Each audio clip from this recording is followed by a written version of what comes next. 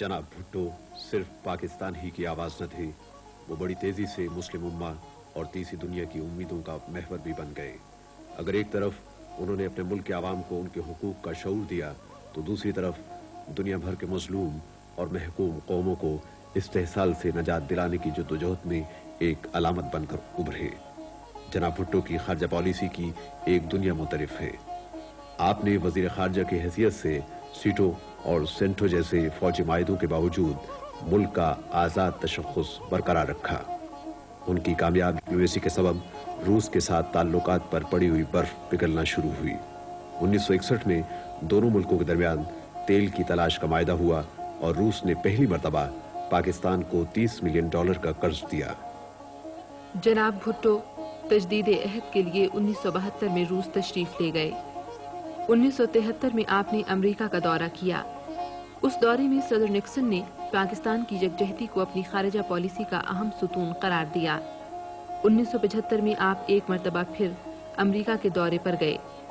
सदर फोर्ड से होने वाले मुज़ाकरात के बाद अमेरिका से असलहे की खरीदारी पर आयद 10 साला पाबंदी खत्म हुई। जनाब भुट्टो हिमालय से बुलंद पाक चीन दोस्ती के मेमारे अव्वल हैं। आपने वजीर खारजा की हैसियत से इस दोस्ती की बुनियाद रखी। 1963 में चीन से होने वाले सरहदी मुआहिदे के बाद ये दोस्ती मजबूत तर होती चली गई। जनाब भुट्टो ने मगरबी यूरोप से भी ताल्लुकात उस्तवार किए।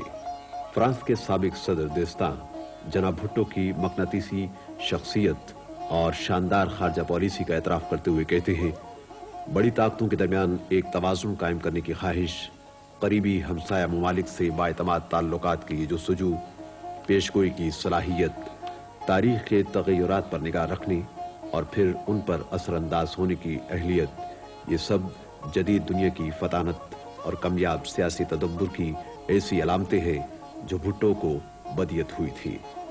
मुल्की सियासत में भी उन्होंने इसी नौ के सियासी तदब्बुर का सबूत दिया। वो नई दुनिया में एक नया मुल्क तख्लीक करने के ख्वाहां थे।